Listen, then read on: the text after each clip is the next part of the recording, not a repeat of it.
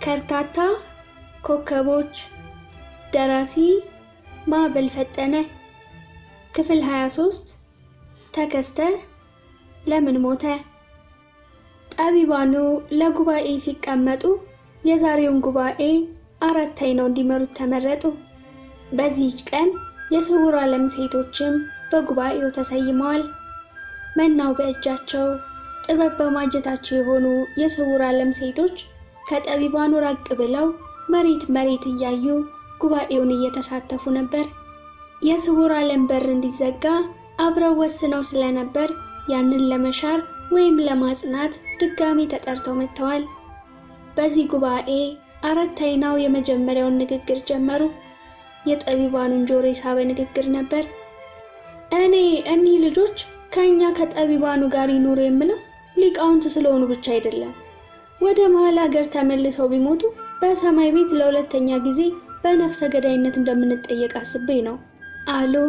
ሳያስቡት ወደ ደቀኛው እየጠቆሙ ደቀኛው ቀና ሲሉ ከአራት አይናው ጋር አይን ለአይን ተጋጩ።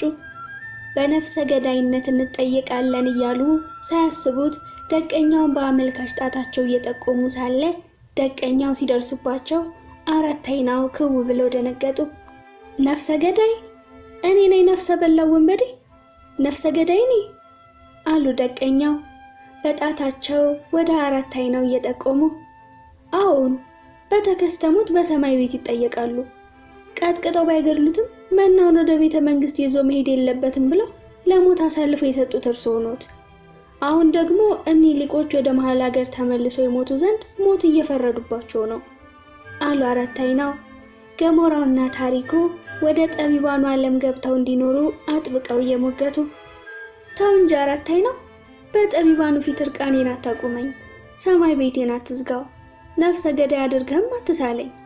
የተከስተን ነገር ቀደምት ጠቢባን ቢያውቁትን ቅሉ ከደርግ ዘመነ መንግስት በኋላ ስውሩን ዓለም የተቀላቀሉ ሊያውቁት ይችላሉ። ስለዚህ በደንብ ላብራራላቸውና ፍርዱን ይስጡ። አንተ እንዳልኸው እኔ ነፍሰ በላ ከሆኑ በህይወት እያለው ወደ መሃል ሀገር ሄጄ ተዘቅዝቄ ይሰቀላለሁ ብለው መናገር ጀመሩ። እግዚአብሔር ያሳያችሁ ወንድሞቼ፣ እህቶቼ፣ የኛ ቤዛዎች፣ የስውር ዓለም ሴቶች፣ እግዚአብሔር ያሳያችሁ። የተከስተን ነገር እናንተም ታውቃላችሁ ብለው ጀመሩ። ተከስተ መጀመሪያ የደብረ ኤልያስ የቅኔ ተማሪ ነበር። በጥበብ በኩልም ከደቂቀ ተዋኔ እስከ ደቅ እስጢፋ የጠቢባንን በር አንኳኩቷል። ለጥበብ እንደ ፍየል ቀንድ የቆመ ልብ ነበረው። ጃንሆይ የጃማይካ አምላክ ተብለው እንዲጠሩ የረዳቸው ተከስተ ዝናቡ ነበር። ወደ ስውር ዓለም የመጣው በዘመነ ጃንሆይ ነበር ብለው ታሪኩን ከዘመን አናክሰው ቀጠሉ። ከስር ሳመጣው ጃንሆይም ኢትዮጵያን ጨምሮ ድፍን አፍሪካን የመግዛት ፍላጎት ነበራቸው።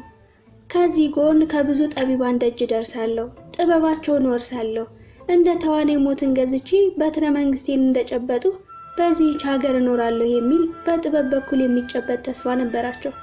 ተስፋቸው ከተከስተ ጋር ተቀጨ ብለው ሊቀጥሉ ሲሉ እንባ ቀደማቸው። ወይራው በረው ተነስተው አስቀመጧቸው። ይቀመጡ፣ ለታሪኩማ አራት አይናው አሉልን፣ እሳቸው ያስረዱናል፣ እርስዎ ይቀመጡ ብለው ሲያስቀምጧቸው አራት አይናው አፈፍ ብለው ተነስተው ቀጠሉ። እንደተባለው የጃንሆይ ህልም የተቀጨው ከተከስተ ጋር ነበር። ተከስተ ባጭር እንዲቀጭ ያደረጉት ደግሞ ደቀኛው ናቸው። አሁንም መልሰው ከሰሷቸው። ደቀኛው ደማቸው ፈልቶ ሊነሱ ሲንገዳገዱ ወይራው እንደ ወይራ በጠነከረ መዳፋቸው ሰቅሰው ይዘው አላነቃንቃሏቸው። አራት አይናው ግን ቀጠሉ። ጃንሆይ በ7 ወር የማህፀን ቆይታቸው ከደቂቀ ተዋናይ የመነጨ ሀገር በቀል ሳቢን ይዘው ተወለዱ። ከንግስናቸው በኋላ በእናታቸው ሆድ ውስጥ 7 ወር ብቻ የቆዩት ለንግስና ካላቸው ጉጉት የተነሳ ነው የሚል ሐሜት ተወርውሮባቸዋል። 9 ወር ሳይጠብቁ ፈጥነው ስለተወለዱ ሀበሻ የፈጠረው ልብ ወለድ ነበር። እውነታው ግን ከሀበሻ ሐሜት የራቀ ነው። በ7 ወር መወለድ ደግሞ ብርቅ አይደለም። የአቡሻር ሊቆችም በ7 ወር ልደት መኖሩን ያምናሉ። እናም ጃንሆይ ለንግስና ቸኩለው በ7 ወር ተወለዱ የሚለው ቀልድ የዘመኑ ፌዝ ነበር። ባይሆን ጃንሆይ እድሜያቸው ለራስነት ሳትደርስ ንግስት ሳለች የውስጥ ንጉስ መሆናቸው ቅሬታ ፈጥሮ ነበር። ንጉሱ ግን ያለምንም ግርግር ንግስናን ተቆናጠጡ። ከራስነት ወደ ርዕሰ ብሔርነት ተመነደጉ። በዚህ መሃል የጣሊያን ወረራ ተፋፋመ። ጃንሆይ ሊሰደዱ ሲያቆበቁቡ ሊቃውንቱ ስደቱን አጣጣሉት። ጃንሆይ ግን ጆሮ ዳባ ልበስ ብለው ቼ ፈረስ ያሉ። ኢትዮጵያ የጋለበው ፈረስ እንግሊዝ ጣላቸው። በስደት እያሉ ከጃማይካውያን ጋር ማህበር እስከ መመስረት የደረሰ ፍቅር ጀመሩ። ጥቁሩ ሰው ከጥቁሮች ጋር በማህበር ተዛመዱ፣ በአፍሪካዊነት ተጋመዱ። ከስደት መልስ ግን ጃንሆይ ዝም አላሉ። ሊቃውንቱን ለመሰብሰብ ፈለጉ። መጀመሪያ ጃንሆይ ወደ መደቆሻው ደብዳቤ ላኩ። መደቆሻው የጃንሆይ የነፍስ አባት ነበሩ። ቅድመ ስደት ከቤተ መንግስት ወጥተው መንነው ገዳም የገቡ ናቸው። መልእክት ሲደርሳቸው ጎንደር ውስጥ እማማ ገዳም ገብተው እንደገና ተደበቁ። የሴቶች ዞሮዎችን አማላጅነት ቢልኩ ገጸ አንስት አላይም ድምፀ ብእሲት አልሰማም ብለው አመጹ። ከሊቃውንቱ ክፍል ቢላክ በዚህ ዘመን አይናማ ሊቆች አልቀዋል፣ ሊቆች በእምዬ ምኒልክ ዘመን ቀርተዋል ሲሉ ከቤተ መንግስት በተኮለኮሉ ሊቃውንት ተሳለቁ። ከአራቱ ማዕዘን ሊቃውንት እየተመራረጡ ወደ መደቆሻው ቢላኩ አሻፈረኛሉ። ወደ መጨረሻው ግድም በላይ ዘለቀ ተላከ። አባ ኮስትር እማማ ገዳም ሲደርስ መነኮሳቱ ከየበዓታቸው ወጥተው ተቀበሉት። መደቆሻውም ለጀግንነቱ ክብር ቡራኬ ሰጡት። ነገር ግን አባ ኮስትር ጭምር ቢማልዷቸው ወደ ቤተ መንግስት መመለስ አልፈለጉም። ጃንሆይ ግን በአባ ኮስትር በኩል የፈለጉት አገኛለሁን የሚል ምሎ ተስፋ ነበራቸው። ከዚያ በኋላ ተስፋቸው በነነ፣ ተምኔታቸው ተነነ። ከአባ ኮስትር ጋርም በከፊል ተኳረፉ። ይህችን የሰሙ ጣልቃ ገቦች አታሞ እየመቱ ከበሮ እየደለቁ ዘለሉ። አቡነ ጴጥሮስ በጥይት በተደበደቡበት ሌሊት ለጣሊያን ባለስልጣናት ወረብ ያቀረቡ ካህናት ከጣልቃ ገቦች ጋር በሴራ ተገናኙ። ከካህናቱ ወገን በቅጽል ስማቸው ዱቅንዱቅ የሚባሉ ሊቀ ካህናት ነበሩ። ሊቀ ካህናት ዱቅንዱቅ ከቤተ ክህነት ወደ ቤተ መንግስት እየሄዱ አደግድገው ዶሎቱ። የአባ ኮስትር ሞት እንዲፋጠን የጃንሆይ ኩርፊያ ወደ ቁጣ ከፍ እንዲል ዱቅንዱቅ አደግድገው ዶለቱ። ዱለታቸው ሲሰምር በበላይ ዘለቀ እግረ ሙቅ ተጠረቀመበት። ቃታ ሲስቡ እንደ ቀትር ንብ ይናደፉ የነበሩ ጣቶቹ፣ እንደ እባብ ጅራት ይጋረፉ የነበሩ ጫማ አልባ የእግሩ ጣቶች ግንድ አክለዋበቱ። እብጠቱ በቁርጭምጭሚቱ ተጠመጠመ። በዚህች ሌሊት የመርካቶ ምድር ውቃቢ ርቋት አደረ። በመጨረሻ አባ ኮስትር ተሰቀለ። ከዚህ በኋላ የኢትዮጵያ አይናማ ሊቆች ይበልጥ አኮረፉ። መፍቅር የሀገር ሊቃውንት በድኩማኑ ላይ ቂም ቋጠሩ። አይናማ ሊቃውንት ከጃንሆይ ተደበቁ ብለው አራት አይናው ጥቂት ፋታ ወሰዱ። ጠቢባኑ አንገታቸውን ወለም እስኪላቸው ድረስ ወደ ደቀኛው ዘወር ብለው በአንክሮ እየተመለከቷቸው ነበር። ነፍሰ ገዳይ ወንበዴ መስሏቸው ነው። አራት አይናው ግን ትንፋሻቸውን ሰብስበው ቀጠሉ። እንደሚታወቀው ከዚያ በፊት ጃንሆይና በላይ ዘለቀ ጠበኞች አልነበሩ። አባ ኮስትር በጸረ ፋሽስት ወረራ ጊዜ በፈጸመው ጀግንነት ጃንሆይ ክብር ይሰጡት ነበር። በህዝቡ ዘንድም ጀብዱ እንደ ውዳሴ ማርያም ቃል በቃል ይተረክ ነበር። ጃንሆይ ሺህ ገዳይ ተብለው ሲንኳሰሱ በላይ ዘለቀ እልፍ ገዳይ እየተባለ ጭምር ይወደስ ነበር። ውዳሴው ግን ለጃንሆይ ውስጣዊ ስጋት ሆነ። ብልጦች ደግሞ ለጃንሆይ ከበሮ፣ ለበላይ ነጋሪት እየደለቁ ከፋፈሏቸው። በመጨረሻ አባ ኮስትር ተሰቀለ። ነገሩ ሲበላሽ ሲመለከት ተከስተ በመሃል ሀገር መኖር አልፈለገም። ወደ ስውር ዓለም መጣ። ወደ ስውር ዓለም ሲቀላቀል ገና የ20 ዓመት ብላቴና ነበር። ከተለያዩ ቅኔ ቤቶች መወድስ ዘርፏል። ግዕዝ ቋንቋ አቀላጥፎ ይናገራል፣ ሰዋሰው ይቀምራል። ከጥበባትም በኩል ከፊሎችን እየሞከረ ነበር። በዚህ ለጋ ዕድሜው ከታሪኩም ከፍልስፍናውም እውቀት ተቋድሷል።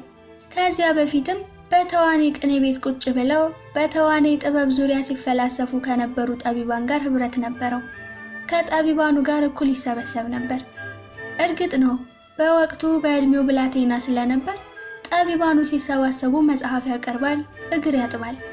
በጎንጅ ደብረ ጥበብ የሊቆች ድንኳኖች ሲወጠሩ አውታሮችን ይወጥር ነበር። ጠቢባኑን ለመሆንም ይጥር ነበር። በዚህ ጊዜ የዘረፈው ቅኔም ቢሆን ቀላል አልነበረም። ከዚህች ቀን ጀምሮ ጠቢባኑ ግንባሩን እየሳሙ አሰደጉት። እነሱ ወደ አሽማሎች ሲበተኑ በመሃል ሀገር ያለውን ዝባዝንኬ እንዲቆጣጠር በገሃዱ ዓለም ጥለውት መጡ። እሱም ከቅኔ ቤት ቅኔ ቤት፣ ከዜማ ቤት ዜማ ቤት እያማረጠ ቆይቶ በአንድ አጋጣሚ ወደዚህ ስውር ዓለም መጣ። ጥቂት ቆይቶ ወደ ስዋሪው ዓለም የመግባት እድል ገጠመው። በዚህ ጊዜ የኢትዮጵያ ምስጢር በመዳፉ ማድረግ እጣ ፈንታው ሆነ ብለው ከስር ሳቡት። ጠቢባኑ በጽሞና አዳምጠው ፍትህ ለመስጠት አቆበቆቡ። ወደ ጃንሆይ ስመለስ ንጉሱ ግን በዙፋናቸው ተደላድለው ከጃማይካውያን ጋር በፍቅር እንደከነፉ ቀጠሉ። ከጊዜያት በኋላ ጃማይካ በድርቅ ተመታች። ጃንሆይ ዝናብ ከሰማይ የሚያወርድላቸው ጠቢብ በእግር በፈረስ ማፈላለግ ጀመሩ። በአራቱ ማዕዘን ያሉ ሊቃውንት በንጉሥ አዋጅ ተሰበሰቡ። ቤተ መንግስቱ ቅኔ ቤት ሆነ። ጠጁ በብርሌ ተንቆረቆረ፣ ቅኔው በምሳሌ ተተረተረ። ጃንሆይም በአራቱ ማዕዘን ከተሰበሰቡት ሊቆች ቢያንስ ከፊሉ የጥበብ ሰዎች ይሆናሉ የሚል ግምት ነበራቸው። ሊቆች ቤተ መንግስት እንደተካተቱ ጉባኤው በምስጢር ተያዘ። ከአራቱ ማዕዘን የመጡ ሊቆችን አንድ በአንድ እየጠሩ ማናገር ጀመሩ። ሊቆች ከጃንሆይ ፊት ሲቆሙ ባዶ ሙጃ ሆነው ተገኙ። ከውስጣቸው አንድ እንኳን የዝናብ ቀማሪ ሊቅ በማጣታቸው ቅስማቸው ተሰበረ። ከእኒህ ሊቆች ውስጥ አንድ እንኳን የጥበብ ሰው አልነበረም፣ ጠምጣሚ ብቻ ነበሩ። ይህ ዜና ከስውር ዓለም ድረስ ተወራ። በዚህ ጊዜ ከስውር ዓለም ውስጥ የነበረው ተከስተ እኔ ያለው ጃንሆይ በዚህ በኩል ማፈር የለባቸውም፣ ዝናብ ከሰማይ የሚዘንብበትን ቀን ነግሬያቸው መለሳለሁ ብሎ መንገድ ጀመረ ብለው በዝርዝር አመጡት። በእግረ መንገድ ጠምጣሚዎችን በከፊል መንነው ወደ ወጠኑት ታሪክ ተመለሱ። ወይራው ፊታቸው ጠቁሯል፣ ደቀኛው ቁልጭ ቁልጭ ይላሉ። ጠቢቡ ሆረ ግን እንደ ጥቅምት አበባ ፈክተዋል። ተከስተ ድሮ ከእኔ ጋር ከማዕበል ፈንቴ ቅኔ ቤት አብረን ነበር። ከእኔ ከተለየ በኋላ ከደቂቀ ተዋኔ ጋር ተቀላቅሎ ጥበቡን አዳቅሎታል። ቤተ መንግስት እንደደረሰ ዝናብ ስለማውረድ እንዲያብራራ ሲጠየቅ ብድግ ብሎ ከሊቃውንቱ መሃል ተሰወረ። መሰወሩ ግን የፍርሃት አይደለም። እንደ ደቂቀ ተዋኔ መሰወር እችላለሁ፣ ዝናብ ማዝነም የንዑስ ደቀ መዝሙር ማዕረግ ነበር ሲላቸው ነው። እሱ እንደተሰወረ ሊቃውንቱ በቅንዓት ነደዱ። ከስውር ዓለም ሲሄድ ጊዜ አገው መስላቸው አገው ልቡ ዘጠኝ እያሉ ረገሙት። በእርግጥ ለተከስተ 9 ልብ ባይኖረው ቅሉ 9 ጥበባት ነበሩት። 6ቱ የተዋኔ ሲሆኑ 3ቱ ደግሞ የማዕበል ፈንቴ ዘዋሸራ ነበሩ። በ9ኙ የሚጠቀምባቸው ነበር። ጠቢባኑ ጮማ ሲቆርጡ፣ ጠጅ ሲያንቆረቁሩ ሰነባብተው ሲበተኑ ተከስተ ተመልሶ ተከሰተ። ከቅኔ ቤት እንጂ ከስውር ዓለም እንደመጣ ያወቀ ማንም አልነበረም። ጃንሆይ አደግድገው ተቀበሉት። ከውጭ ሀገር የተነሷቸውን ፎቶግራፎችም አስጎበኙት። እንደ ኢትዮጵያዊ ዜጋ ሳይሆን እንደ ውጭ ሀገር እንግዳ አክብረው አጓደው ተቀበሉት። በተለይ ሉሉ የሚባለው ውሻቸው ከእግሩ ላይ ሳይሸናበት በመቅረቱ ተደመዋል። ተከስተም ፈገግ እያለ ቤተ መንግስቱን በፍስሐ ሲጎበኝ አመሸ። በቤተ መንግስቱ የግብር ቤት የተኮለኮሉ ከፊል ጠምጣሚዎችን እየተመለከተ ሲመንናቸውም ነበር አሉ። ከዚያ ሁሉ ጠምጣሚ የሁለተኛዋን የሰማይ መስኮት ምስጢር የሚያውቅ እንደሌለ ሲያስብ ከመጠምጠም መማር ይቅደም አሉ የሀገሬ ሊቆች። እውነታቸውን እኮ ነው። እኒህ ፊት ለፊት የተኮለኮሉ ሊቆች መጠምጠም እንጂ በጥበብ መቅደም አያውቁም። ያ ቢሆን ኖሮ ትልቁ የአፍሪካ የቁርጥ ቀን ልጅ ከቅኔ ተማሪ ድረስ ወርደው የቅኔ ተማሪ ጓደኛ ባላደረጉ ነበር እያለ ሲደመም አምሽቶ ከቤተ መንግስቱ ክፍል ከፈረንሳይ የመጣ አልጋ ሲሰጠው አጉዛ አምጡ ብሎ ከበር ተጋድሞ በሁለተኛው የሰማይ መስኮት ሲፈላሰፍ አደረ። ይህች መስኮት የዝናብ መስኮት ናት። በሄኖክ ቀመር ትታወቃለች። ዝናብ የምትሰጠዋ መስኮት እሷ ናት። የእሷን ቀመር ጠንቅቆ ማወቅ ያስፈልጋል። ተከስተ ይህችን ያውቅ ስለነበር በመስኮቷ ተፈላሰፈ። መጀመሪያ ለሙከራ ያህል አዲስ አበባን በውሽንፍር መታት። ከዚያም የነፋሱን አውታር ወደ ኦጋዴን ወነጨፈው። የተጠማው የኦጋዴን ምድር ለአፍታ ረሰረሰ። ዋቢ ሸበሌ ከወሰኑ አልፎ የጎዴን ከተማ ሲያስጨንቃት አደረ። ከዚያም በሰላም ተኝቶ አድሮ ሊነጋጋ ሲል የጃማይካን የምድር ወገብ ለክቶ የሁለተኛውን የሰማይ መስኮት ሲለካው ከሐሳበ ሰማይ ወምድር ጋር ተገጣጠመለት። ሰማዩን በሐሳበ ሰማይ ምድሩን በሐሳበ ምድር ለክቶ የረጋውን ደመና በነፋስ አውታር ገጨው። ንጉሱ ወደ ጃማይካ ከመሄዳቸው ቀደም ብሎ የጃማይካ ደመና በነፋስ ሲገጭ የጃማይካ ሰማይ ጠቋቆረ። ፀሐይ ብርሃኗን አጣች። ጨለማ ተጋረደ። ጃማይካውያን በፍስሐና በፍርሃት ተዋጡ። ፍርሃታቸው የጨለማው ክብደት ያመጣው ነበር። ፍስሐቸው ደግሞ ለ7 ወራት ያህል ዝናብ ጠብ ሳይል ኖሮ በዝናብ መጥለቅለቃቸው ነበር። በጃማይካ ዝናብ መጣሉን ሲያረጋግጥ ጃንሆይ ወደ ጃማይካ እንዲያቀኑ ነገራቸው። ወደ ጃማይካ በረሩ። በዚያች ዕለት በጃማይካ ሰማይ ዝናቡ እንደ ጉድ ወረደ። በዚያች ቀን ደመናው ሲያንዣብብ ቆይቶ ጃንሆይ ከመነሳታቸው ቀደም ብሎ ጃማይካ ውቅያኖስ በውቅያኖስ ሆነች። በጃማይካ ሕዝብ ዘንድ ጃንሆይ አምላክ መስለው ታዩ። ጃማይካውያን ጃንሆይ ዝናብ ያወረዱ መስሏቸው የጥቁሮች አምላክ ሰው መስሎ ወደ ቤታችን መጣ ሲሉ ገለጧቸው። ያን ጊዜ ጃንሆይ ተከስተ ተከስተ ጠቢቡ በትክክል ተከሰተልኝ እያሉ በፍስሐ ከነፉ። አሁን ልቤ የወደደችውን አገኘሁ እያሉ ያችን እጃቸውን እያወናጨፉ ፎከሩ። የመጀመሪያ ስሙ ቀጸላ ነበር። ተከስተ ወደሚል ስም ተለወጠ። ተከስተ የጥበብ ስሙ ነው። ፋታ ወስደው ጨመሩበት። በመካከል ጠቢቡ ሆረ ተነስተው እንዲያ ነው፣ እሰይ የኔ ሊቅ፣ እሰይ የኔ አራት አይና፣ አንተ ብትሞት ኖሮ ኢትዮጵያ ስንት ጊዜ ትሞት ነበር። የአንድ ሊቅ ሞት የአንዲት ሀገር ሞት ጭምር ነው ሲሉ አወደሷቸው። አራት አይናው ግን ቀጠሉ። ጃንሆይም በጃማይካ ሰማይ ስር መዓት ዝናብ በወረደበት ሌሊት ፍስሐቸው ገንፍሎ እንቅልፍ እምቢ ብሏቸው ከአልጋቸው ወርደው ክፍላቸውን ዘግተው ወደ ሰገነት ወጥተው የጃማይካን ወንዞች ሲቃኙ አመሹ። በጎርፍ የሰከሩ ወንዞች በአያሌው ይገማሸሩ ነበር። ሰማዩ አሁንም በደመና ጢቅ እንዳለ ነበር። አይናቸውን ወደ ላይ ቀና አድርገው የአመናጤ ቆሎ ተማሪ ከፈጣሪ ጋር ተጣልቶ ይህችን ሀገር በንፍር ውሃ እንዳይቀቅላት ፈራው። አቤቱ የሰራዊት ጌታ ሆይ ለዚህች ደሃ ሀገር ራራላት፣ እዘንላት፣ እኛም በወጣነው እንዳንቀር ወደ ዙፋናችን በሰላም መልሰን ሲሉ በንጉሣዊ አነጋገር ራሳቸውን አንቱ ብለው ጸለዩ። ጥቂት ቆይቶ ሰማዩ እየገለበ ደመናው እየገለጠ ሄደ። ከሰገነት ወርደው ሰዓታቸውን እየተመለከቱ ወደ አልጋ ክፍላቸው አዘገሙ። በሌሊት ልብስ ብቻ ነበሩ። ወደ ክፍላቸው ገብተው ከረጅሙ አልጋቸው ላይ ሲሸበለሉ ኩርትም ጭብጥ ብለው ወፍራም ጉቶ አከሉ።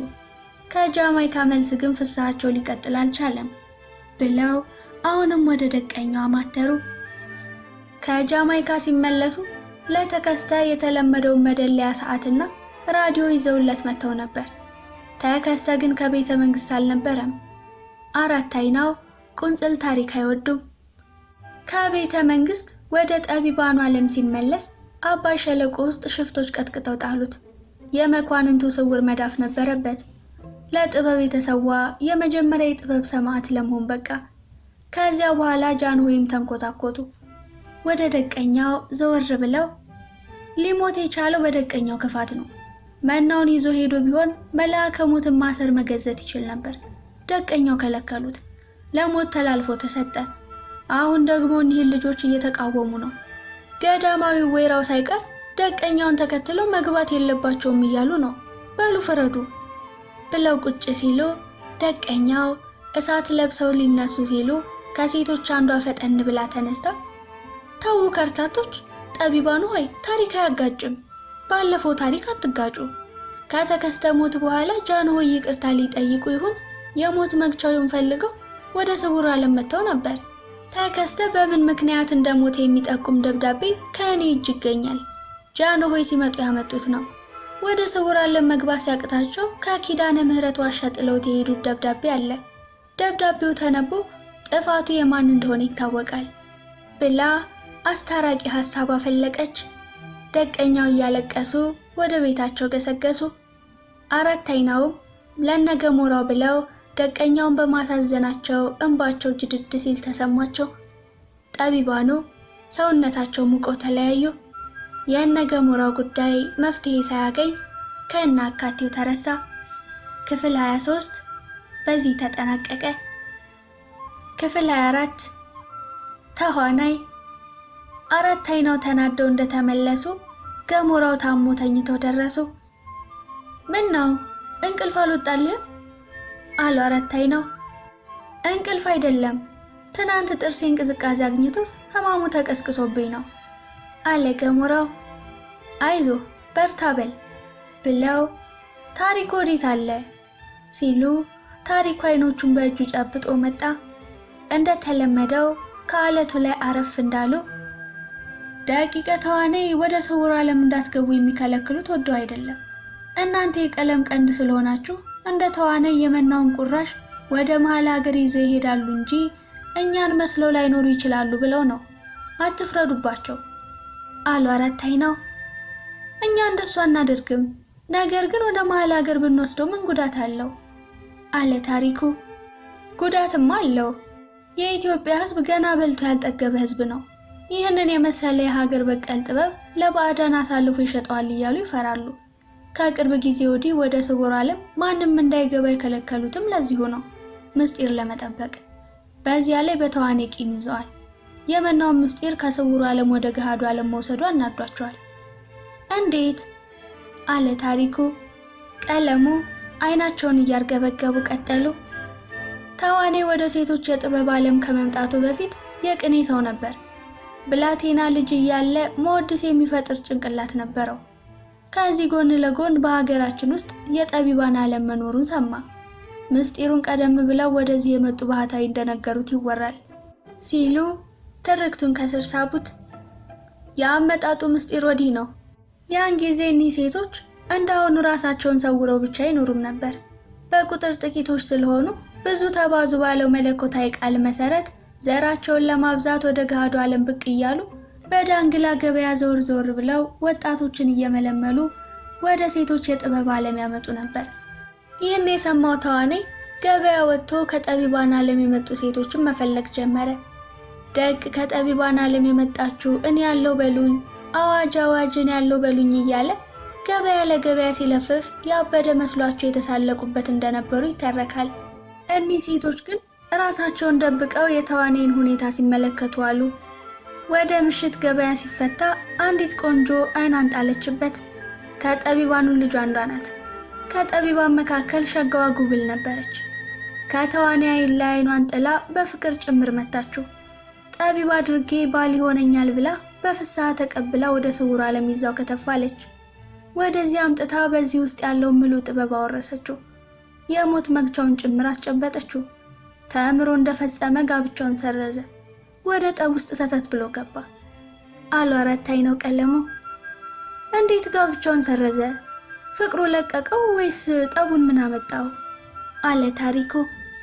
እረ ወዲያልኝ ወንድሜ፣ ተዋናይ ወደ ገሃዱ ዓለም ተመልሶ ቅኔ ማስተማር እንደሚፈልግ ሲናገር ቆንጆዋ በጥላቻ አጠመደችው። ሰርጉ ከተደገሰ በኋላ ጋብቻውን ሲሰርስ ደሞ አፈላ። እሱም ቢሆን ዝም አላለም።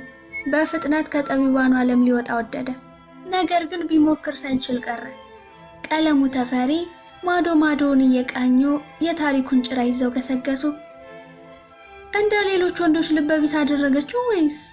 አለ ታሪኩ ደንግጦ፣ ነገም በራሱ የሚደርስበት መስሎት። የለም ልበቢስ አላደረገችውም። ወደ መሃል ሀገር ሄጂ ቅኔ ማስተማር እፈልጋለሁ ብሎ ከስውር ዓለም ሊወጣ ሲል ግን በሩን ከረቸመችበት። የሄደ የመሰለው ጫካውን ሲዞር ውሎ ማታ ቤቷ እየተመለሰ ይገባ ጀመር ብለው ቂቂቂ ያሉ። ከዚያስ ቅኔ ቤት ሳለ በሚያውቀው ጥበብ ራሱን ወደ አይጥነት ለወጠ። ድመት ሆና ጠበቀችው፣ ወደ ጫጩት ተለወጠ። ጭልፊት ስትሆን አፍታ አልፈጀባትም። በዚህ ጊዜ ምልዋጥ የሚባለውን ጥበብ መነነው። ቅኔ ቤት ሳለ የሚያውቀው ጥበብ ይህ ብቻ ነበር። ቢፈትሸው ከጠቢባኑ ዓለም ለመውጣት ሳያግዘው ቀረ። ምልዋጥ ነክ የሆኑ ክርታሶችን ከዚሁ ጫካ አንድዶ ሞቃቸው። ሲሞቃቸው አይምሮ ንጹህ ሰሌዳ ሆነለት። በዚህ ንጹህ ሰሌዳ የተፈጥሮ ጥበብን መሳል ፈለገ። በዚህ ጊዜ አዲስ መላ መጣለት። አባ መላ ተዋናይ የምልዋጥን ጥበብ ንቆ የመናውን ቁራሽ ሲጋግር ተዋን ጨመረበት። እንጀራውን ከምጣዱ ላይ ጣል ሲያደርገው ቤቱ ተዋን ሸተተ። የመናው ቁራሽ ከምጣዱ ሲወጣ ሊቀ ነበልባሉ ተዋናይ መናውን ቅርጥፍ አድርጎ በላው። በዚህ ጊዜ ከሁለት ነገር ነፃ ወጣ። እንዳይሞት የመናውን ቁራሽ ተመግቧል። ሴቷ እንዳትይዘው የተዋን ቅርጽ ይዟል። ተዋን ከሆነ በኋላ ነገር ተለወጠ። ተዋናይ ተዋን መስሎ ከስውር ዓለም መሰስ ብሎ ሊወጣ ጊዜው ደረሰ። በአንድ ማለዳ ሴቷ አጥብቃ ስትከታተለው ከአጠገቧ ተዋን ሆነ። ድምፁን ልም አድርጎ ሁኔታዋን ይከታተላት ጀመር። እንደ ቀደመው የተለወጠ መስሏት ወደ ድመትነት ተለወጠች። ተዋናይ ወደ አይጥነት አልተለወጠም። ወደ ጭልፊት ተለወጠች። ጫጩት አልነበረም። ወደ ውሻነት ተለወጠች። ተዋናይ ሰይጣን ሊሆን አልቻለም። እሷ ሆዬ ለውሻ ከሰይጣን ጀምሮ የሚሰወረው ነገር የለም ሲባል ሰምታ ነበር። ተዋናይ ግን ወደ ሰይጣንነት አልተለወጠም። ወደ ውሻነት ከተለወጠች በኋላም ተዋኔን ማግኘት አልቻለችም ካሉ በኋላ ትረካቸውን ገተው እንግዲህ ቅኔ ቤት ሳለን ምርጥ ጥበብ መስሎ የሚታየን ምልዋጥ የሚባለው አስማታዊ ጥበብ ነበር። እኔን ጨምሮ እልፍ የቅኔ ሊቆች ምልዋጥ ፍለጋ ስንት አቀበት ወጥተናል፣ ስንት ወንዝ አቋርጠናል። ምልዋጥ ግን ተራ ጥበብ መሆኑ በዚህ ጊዜ ታውቋል። ለምን ቢባል ተዋኔ እየተጠቀመው መናውን እንጂ ምልዋጡን አይደለም። ምልዋጥ በልበቢሶች ዘንድ ፍቱን ጥበብ ቢመስልም ወደ ውስጥ ሲዘልቁ ተራ ነገር ነው። ሰው በአስማት ሲለወጥ አእምሮ ጭምር በቅጽበት ይለወጣል። ምልዋጥ ተፈጥሮንም ያዛባል ብለው ምልዋጥ የሚባለውን የአስማት ነገር አንከሳክሰው ጣሉት።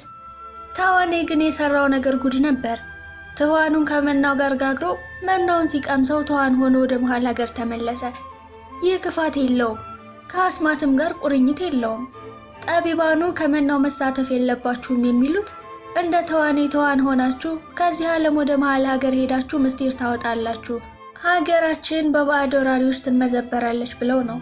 ይህ ደግሞ ክፋት የለውም፣ ምስጢር ለመጠበቅ ነው ብለው ዝም ሲሉ እኛ እንኳን በዚህ አንጠረጠርም ነበር፣ ዝም ብለው ቢያስገቡ ምን አለበት አለ ገሞራው የሚለው አጥቶ።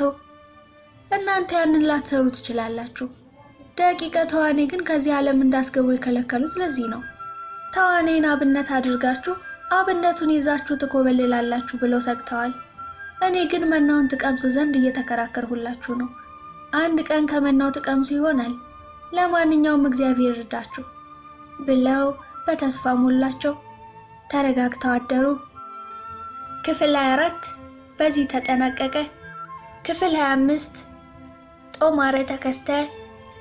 ወደ መጨረሻው ጉባኤ ግድም የተከስተ ደብዳቤ ከተወሸቀበት ተፈልጎ እንዲህ ተነበበ። አንባቢው 4 አይናው ነበሩ። ቀዳማይ ሆይ ጃንሆይ ቀዳማይ። ጃማይካ ሲደርሱ ዝናብ በዝናብ እንደሆኑ ከዚህ ሀገር ሲወራ ሲነበብ ሰነበተ።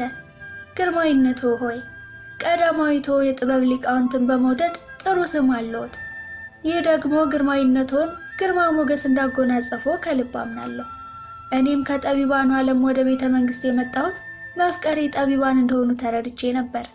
ነገር ግን ቤተ መንግስቱን የሞሉት የስም ሊቃውንት ለኢትዮጵያም ሆነ ለግርማዊነቶ ክብር የሚመጥኑ አይመስለኝም። መኳንንቱም ይብሳሉ። ይልቁም ሴቶች ለጃንሆይነቶ የተለየ አክብሮት ፍቅር አላቸው። የእርስዎን እግር አጥበው ከግርማዊነቶ አንድ አቡነ ዘበሰማያት እንደሚፈልጉ ይሰማኛል። ከሴቶች ልብ ውስጥ ያሉ እርስዎ ብቻ ነዎት። ይወድዎታል። መውደዱ ደግሞ አክብሮት የተጨመረበት ነው።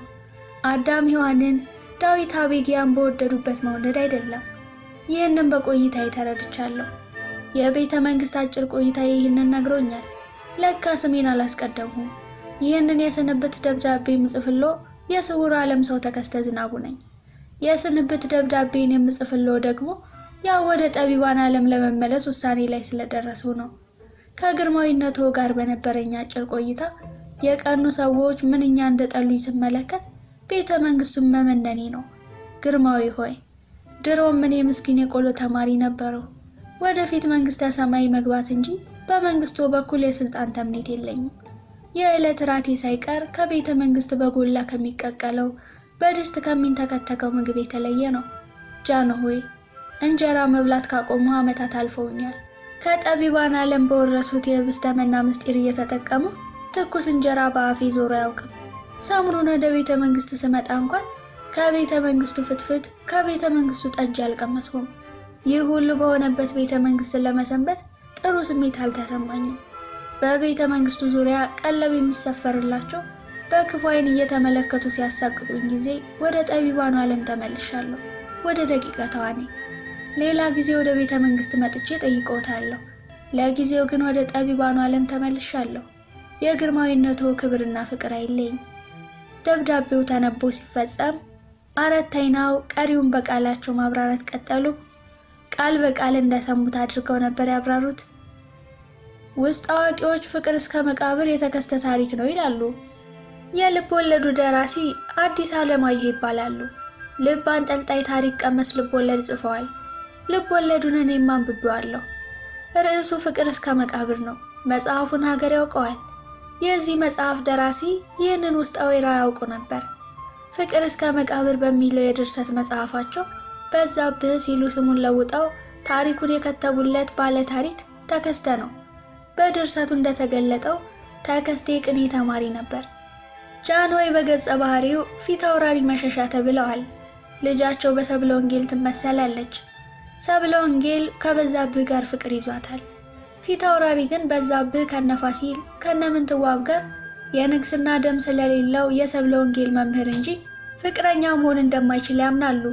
ተማሪውንም የሰው ልክ የሚያውቅ የነገስታቱን ምንጣፍ የማይረግጥ የጨዋ ልጅ ሲሉ በመኳንንቱ ፊት ያወድሱታል። ያ በዛብህ በገሃዱ ዓለም ያለው ተከስተ ነበር። ሰብለ ወንጌል ደግሞ ከተከስተ የተገኘችዋ ሀገራዊ ጥበብ ናት። በዛብህ ለሰብለ ወንጌል ፍቅር መሞቱ ተከስተ ለጥበብ መሞቱን ያመለክታል። በመጽሐፉ እንደተገለጠው ሰብለ ስታፈቅረው አባቷ ግን ፈቃደኛ ሳይሆኑ ይቀራሉ። በዚህ ተለያይተው በዛብህ ወደ አዲስ አበባ ይሄዳል። ሰብለ ወንጌልም ያለ እርሱ መኖር እምቢ ይላታል። በዛብህም ከአዲስ አበባ ገብቶ ያለ ሰብለ ወንጌል መኖር ተሳነው። እሱ ከአዲስ አበባ ወደ ጎጃም፣ እሷ ከዲማ ወደ አዲስ አበባ በመሄድ ላይ ያሉ በዛብህ አባይ ሸለቆ ውስጥ በሽፍቶች ተቀጥቅጦ አገኘችው። ደግፋ ደጋግፋ ብታስታምመውም ሊሻለው አልቻለም። ሞተ፣ ተቀበረ። ከሞተ በኋላ ሰብለ ወንጌል ወደ ሀገሯ አልተመለሰችም። በዛብህ ከተቀበረበት ደብር መንኩሳ ፍሬ ግብር እየፈጨች ማይ እየቀዳች ኖራ አብራው ትሞታለች። ከጊዜ በኋላ ደግሞ ጉዱ ካሳ ይደገማል። ሶስቱም የጥበብ ሰዎች በአንድ አጸድ ውስጥ ወድቀው መቅረታቸው ተከስተ ከጠቢባኑ ዓለም ከወጣ በኋላ አለመመለሱን ያስረዳል። ከዚህ ላይ ልብ በሉ፣ ወደ ጠቢባኑ ዓለም ያልተመለሰው ተከስተ ብቻ አይደለም፣ የተከስተ ድንቅ ጥበብ ጭምር ናት። በበዛብህ ልብ ውስጥ ሰብለ ወንጌል አለች። ከዚያ ፍቅር በምሳሌ ሲገለጽ ቅደም ተከተሉን ተመልከቱ። ተከስተ በበዛብህ፣ ሰብለ ወንጌል በጥበብ ይመሰላሉ። ከድርሰቱ ወደ ገሃዱ ዓለም እንምጣ ብለው በምሳሌ መግለጽ ጀመሩ። ልብ ወለድ የገሃዱ ዓለም ነጸብራቅ ነው ይባላል። ከዚህ ብሂል የተነሳ በፍቅር እስከ መቃብር ውስጥ የተካተቱ ፍሬ ሰዎች የገሃዱ ዓለም ነጸብራቆች ናቸው። በልብ ወለዱ ዓለም በዛብህ፣ ሰብለ ወንጌል፣ ጉዱ ካሳ ሲሆኑ ተከስተ በበዛብህ፣ ሰብለ ወንጌል በጥበብ ይመሰላሉ። በአንድ መቃብር እንደተቀበሩ ተከስተም ሶስት ነገር እንደያዘ ተቀብሯል። እነሱን ታውቋቸዋላችሁ፣ አልናገርም። ብዙ ወሸከቱ መሰለኝ ብለው ሀገራዊ ምስጢር ገቱ። ወሸከቱ እንዳሉ ግን አልወሸከቱም። ደራሲው ተከስተን በበዛብህ መመሰላቸው በእኔም በኩል ትክክል ምሳሌ ነው ባይነኝ። መከራው በዝቶበታል፣ ዱላ ወርዶበታል። ንጉሱም እንዲህ አይነት መጽሐፍ በዘመናቸው ሲጻፍ ደንግጠው እንደነበር ጥርጥር የለው። ደራሲው ግን ልብ ወለድ ነው ሲሉ አስተባበሉ። ሆድ ሲያውቅ ዶሮ ማታ ሆኖ ታለፈ። ደራሲው ምስጢር ሳያወጡ ከጃንሆይ ጋር በምስጢር ቃለ መሐላ እንደፈጠሙ ይወራል። የመጽሐፉ ጭብጥ ግን የተከስተ የጥበብ ታሪክ ነው ብለው አፍታ ከወሰዱ በኋላ ጨመሩበት። ማመን አልቻሉም። እስከ ዛሬ ከታሪክም አላነበቡም። በጃንሆይ ሕይወት ላይ የሚያጠነጥን ብዙ ታሪክ አንብቤያለሁ አሉ ሆረ። ከቤተ መንግስት የተደረገውን ምሉዕ ምስጢር ማወቅ አይቻልም። ጥበብ ቀመሱ ታሪክ ደግሞ ሊጻፍም አይችልም። ወደ ቤተ መንግስት ለመሄድ በተነሳ ጊዜ ከሲራራ ነጋዴዎች ጋር አባይን እንደተሻገረ የቅኔ ቤት ጓደኞቹ ያውቃሉ። እኒህም የዋድላው ሊቅ ከበደ፣ የአንኮበሩ ዘርአ ዳዊት፣ የጎጃሙ እቡይ ካሳ ናቸው። ሁሉም የቅኔ ቤት ጓደኞች ነበሩ። ወደ ቤተ መንግስት ሲሄድ አባይን በወሰክ አሻግረውታል። ከዚያም ከሲራራ ነጋዴዎች ጋር ደንበውታል። ከዚያ በኋላ ጉዞ ግልጽ ነበር። ቀጥታ ቤተ መንግስት ገባ። ጓደኞቹ እንዳሉት እንቅፋቱ የጀመረው ግን አባይን ሲሻገር ጀምሮ ነበር። ያ ጊዜ አባይን የሚያሻግር ሰባራ ድልድይ አልነበረም። ሁሉም በእግር ነበር የሚሻገረው። ተከስተም አባይን ሲሻገር ጓደኞቹን ጨምሮ ቀጭን አዞ ልትውጣቸው ስትል በተአምር መትረፋቸው በስፋት ይወራል። ከአዞ ጥርስ እንደምንም አምልጠው አባይን ከተሻገሩ በኋላ ሶስቱ ጓደኞቹ ከዚያው አባይ ሸለቆ ውስጥ ሰነበቱ። ተከስተ ወደ ቤተ መንግስቱ ገሰገሰ። ጓደኞቹ በአባይ ሸለቆ ውስጥ ካሉ ባላገሮች ተጠግተው ለአያሌ ቀናት ጠበቁት። ጥበቃቸው በተስፋ የተሞላ ነበር። ሲመለስ ቃሉን ይጠብቃል የሚል አጉል ተስፋ ሰንቀው ሲንሆልሉ ሰነበቱ አሉ አራታይናው። ምን ተስፋ ሰጥቷቸው ነበር አሉ ጠቢቡ ሆረ ጣልቃ ገብተው። የኤልያስ አምላክ በሰላም ወደ ጠቢባኑ ዓለም ከመለሰው አንዲት ቃል ገብቶላቸው ነበር። እነሱ ከቤተ መንግስት ወደ ጠቢባኑ ሲመለስ ከአባይ ወንዝ ጠብቀው አባይን በወሰካ ሊያሻግሩት፣ እሱ ከአባይ ወንዝ ዳር ለዳር ወቅት ጠብቃ የምትበቅለዋን የህይወት ዛፍ ሊያሳያቸው ቃል ነበራቸው። በዚህ ውል መሰረት ከርታታው ተከስተ ከቤተ መንግስት ወደ ጠቢባኑ ዓለም እስኪመለስ ለአያሌ ቀናት ከአባይ ወንዝ ዳር ሰፍረው ሰነበቱ። ቢጠብቁት ቀረ። ተስፋ ቆርጠው ወደ ቅኔ ቤት ሊመለሱ ሲሉ አንድ የቅኔ ተማሪ በሽፍቶች ተቀጥቅጦ ሞተ የሚል ወሬ ሰሙ። ወደ ጎሃ ጽዮን አፋፍ ገሰገሱ። ሲደርሱ ከእግር እስከ ራሱ ከፀጉሩ እስከ ጥፍሩ በደም ተነክሯል። እስትንፋሱ ተዳክሟል። የልብ ምቱ ቆሟል። ከደረቱ ላይ ብቻ ያተኩሳል። ከወገቡ በታች በድን፣ ከወገቡ ራስጌ ሕያው ሆኖ አገኙት። ያ ሊቅ ተከስተ ነበር። ይሻለዋል ብለው ቢጠብቁ ቢንቆራጠጡ ለውጥ አጡ። ብዕር አንስተው ሰጡት። መክተብ ተሳነው። ተስፋ ቆርጠው ነፍሱ ከስጋው እስክትለይ እግር ከራስጌ ሆነው የሞቱን ቀን መጠበቅ ያዙ። ምንም ተስፋ አልነበረውም። የጓደኞቹን አይን በአይኑ እያየ አመለጠ። አንስተው ጎሃ ጽዮን ቀበሩት። ከቀብሩ በኋላ የተነሳው ምስጢር ግን አሁን ድረስ አጨቃጫቂ ነው። የተከስተ አጨቃጫቂው ከኛ ደረሰ። ጭቅጭቁ ከዚህ ላይ አያበቃም፣ ወደፊትም መነሳቱ አይቀርም ብለውም ባቀደማቸው ሲቃ ተናነቃቸው። ትኩስን ባፍስሰው ስሜታቸው ጋብ ሲል ተረጋግተው ቀጠሉ። የተገደለበት ስፍራ በራሱ አከራካሪ ነበር። ከቤተ መንግስት ከወጣ በኋላ መርካቶ ላይ ቀጥቅጠው ጎሃ ጽዮን ድረስ አምጥተው ጣሉት የሚሉ አሉ። ከፊሎች ግን ከቤተ መንግስት ወደ ጠቢባኑ ዓለም ሲመለስ መኳንንቱ ገዳይ ልከው አባይ ሸለቆ ሲደርስ አስገደሉት ይላሉ። የእኔ ጥያቄ ይህ አይደለም። ደቀኛው የሞት መግቻውን ስለነጠቁት ተገደለ ባይ ነኝ። የጠቢቡን ሞት ካስረዳው ፍርዱን ለጠቢባኑ ተወዋለሁ ብለው ወደ ጠቢባኑ እጅ ነስተው ተቀመጡ። የመጀመሪያው ፍትህ ሰጪ ወይራው ነበሩ። ተከስተ የተቀሰፈው በራሱ ነው። በስውር ዓለም ተረጋግቶ መኖር ሲችል እንደ ፌንጣ በሮ ቤተ መንግስት ገባ። መግባቱ ሳያንስ የሀገራችን ሊቃውንት ጣምጣሚ ብቻ እያለ ሲዘልፋቸው ሰነበተ። ተናደው በጥላ ወግ ገረደሱት። ጎሃ ጽዮን እንደተቀበረ ሰምተን አለቀስን። በዚህ ጊዜ ራሳቸው ደቀኛው እንባቸው እንደ ጢስ አባይ ፏፏቴ ሲንፏፏ ሰነበተ። ከሁሉም ሀዘኑ የጎዳቸው ደቀኛውን ነበር። በወቅቱ ከስውር ዓለም ወጥቼ ሞታለሁ ብለው እኔ በጭንቅ ገልግዬ ከሞት አዳንኋቸው። ያን ጊዜ ሄደው ቢሆን ደቀኛውም ተከስተ ነበሩ። ጠቅለል ሲል ደቀኛው በሞቱ በኩል የሉበትም ሲሉ ደቀኛው ገጻቸው ፈካ። ፍትህ በእግሯ ስትሽከረከር አይተው ስቅስቅ ብለው አለቀሱ። ወይራው ግን ቀጠሉ። ደቀኛው እንዲህ ሽንጣቸውን ገትረው የሚከራከሩት የሀገር ምስጢር ለመጠበቅ ነው። አሁንም እኒህ አብነት ተማሪዎች ወደ ውስጥ መግባት የለባቸውም ባይ ነኝ ብለው ሲፈጽሙ ጠቢባኑ እጃቸውን አውጥተው አጨበጨቡላቸው። ደቀኛው ረተው አራት አይናው ተረተው ጉባኤው ሲፈታ አራት አይናው ገሞራውንና ታሪኩን ለማሰናበት ወስነው ወደ አለቱ ሲመለሱ ገሞራው ታሞ ተጋድሟል። የጥርሱ ነገር የወግ አይደለም። ጭንቅላቱ ድረስ ወጥቶ እየሰቀሰቀው ነበር። ክፍል 25 በዚህ ተጠናቀቀ። ክፍል 26 የሞት ቀን። አራት አይናው ከዝግባው ወደ ሁለቱ ሊቆች እንደደረሱ ተነፈሱ። ሳልመጣ የሰነበቱት ጉባኤውን እየመራው ነበር። ዛሬ ተረትቼ ተመለሱ። ክርክሩ ደግ ቀጥሎ ሰንብቶ ነበር። ዳሩ ምን ይሆናል? ጠቢባን ወደ ስውር ዓለም እንድትገቡ አልፈቀዱ። እኔና ሆረ ሽንጣችንን ገትረን ስንከራከር ሰነበትን። ዛሬ ግን በጠቢባኑ ፊት ተረታን። አሁን የመጣሁት ላሰናብታችሁ ነው አሉ አራት አይናው ቀለሙ እየተከዙ። እኛም ከስውር ዓለም ገብተን መናውን ቀምሰን ከሞት የማንድን ከሆነ ወደ ሀገራችን ለመመለስ ወስነናል አለ ገሞራው በትህትና። እንዴት? አሉ ቀለሙ ተፈሪ ደንግጠው። እኔ ከልጅነቴ ጀምሮ ጥርሴን ያመኛል። አሁን ደግሞ ህማሙ እየባሰብኝ ነው። ይህ ደግሞ አንድ ምስጢር እየነገረኝ ነው። የጸደይን ጨረቃ እየፈራኋት ነው። ከጸደይ ጨረቃ በኋላ የሚመጣው ቀን ለእኔ ደግ ቀን አይደለም። ለማንኛውም ወደ ቅኔ ቤቴ ተመልሼ በዚያ ማረፍ እፈልጋለሁ። የመጨረሻ ቃሌ ነው ሲል አራት አይናው የገሞራውን ገጽ በፍጥነት አነበቡት። ዕለተ ሞቱን ከግንባሩ ላይ ለማንበብ የአመናጢ አቡሻር አገዛቸው።